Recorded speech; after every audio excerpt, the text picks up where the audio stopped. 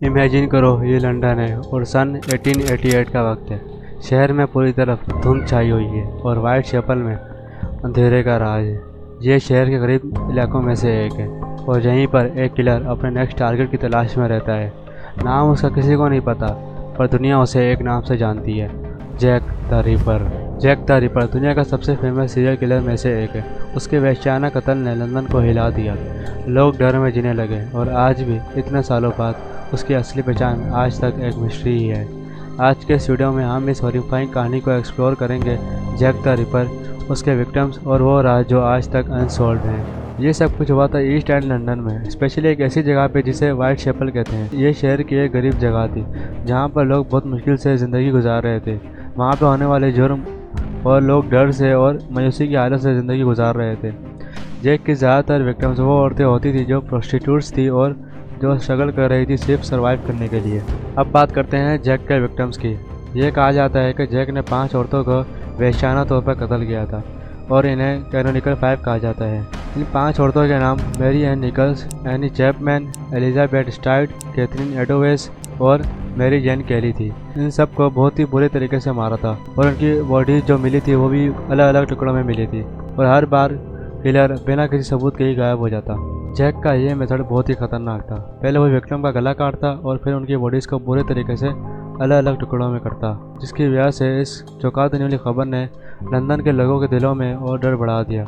लोग सोचने लगे कि शायद ये कोई इंसान नहीं, कुछ और ही है। सन 1888 में न्यूज़पेपर का दौर बहुत अरूज पर था, तो जर्नलिस्ट ने इसको जैक द रिपर का नाम दिया और हर कत्ल के साथ चौंका देने वाली खबर प्रिंट होने लगी, जिसकी वजह से जैक द रिपर का नाम बहुत और ज़्यादा मशहूर हो गया। लेकिन एक और अजीब चीज़ हुई। जब लोगों के दिलों में यह डर था, तब पुलिस और न्यूज़पेपर्स को लेटर्स मिलने लगे और वो भी जैक द रिपर के नाम से। सबसे फेमस जो लेटर था वो था डियर बॉस लेटर, जो जैक द रिपर के नाम से साइन किया गया था और वहीं से जैक का नाम और भी ज़्यादा मशहूर हो गया। डियर बॉस का लेटर सिर्फ मजाक ही नहीं था, ये इंटेंशनली डर को और भी बढ़ाने के लिए लिखा गया था। लेकिन क्या सच में जैक का लेटर था ये? बहुत एक्सपर्ट्स कहते हैं कि ये लेटर सिर्फ हॉक्सेस थे, मीडिया या प्रैंकस्टर ने बनाए हुए, मतलब किसी ने मजाक के तौर पर इसके लिखे गए थे ताकि लोगों के दिलों में डर को और बढ़ाया जाए। अब बात करते हैं इन्वेस्टिगेशन की। लंदन मेट्रोपॉलिटन पुलिस पर बहुत ज़्यादा प्रेशर था कि वो इस किलर को पकड़ सके, पर उनके सामने बहुत बड़े चैलेंजेस थे क्योंकि उस वक्त फॉरेंसिक साइंस, डीएनए टेस्टिंग और फिंगरप्रिंट्स एग्जिस्ट नहीं करती थी और ना ही कोई प्रॉपर क्राइम सीन की गवाही थी जो आज हम देखते हैं। पुलिस के पास बस गवाहों के स्टेटमेंट थे। उन्होंने 100 लोगों से भी ज़्यादा सवाल किए, लेकिन जैक हमेशा उनसे एक कदम आगे रहता। मीडिया, पब्लिक और गवर्नमेंट सब पुलिस पर नज़र रखे हुए थे कि वो जैक को पकड़ने में नाकाम हो रहे हैं, लेकिन सच तो ये है कि उनके पास उस वक्त के कोई हथियार ही नहीं थे। जैक द रिपर हमारे डर के नामालूम अपराध को रिप्रेजेंट करता है। ये केस सिर्फ एविडेंस की कमी की वजह से नहीं, बल्कि हिस्ट्री की हदूद और मीडिया की कहानियों की वजह से अनसॉल्व रह गया है। एंड में शायद हम कभी नहीं जान पाएंगे कि जैक द रिपर असल में कौन था, पर उसकी कहानियाँ अब भी जिंदा है, लंदन के उस वक्त को हमेशा याद दिलाते हुए जब एक शहर डर के साए में जी रहा था और किस तरह से एक शख्स ने उस शहर को हमेशा के लिए ही बदल दिया।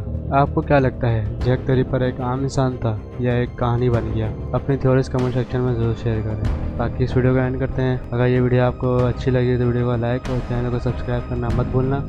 बाकी मिलते हैं आपको किसी नेक्स्ट वीडियो के साथ। अल्लाह हाफिज़।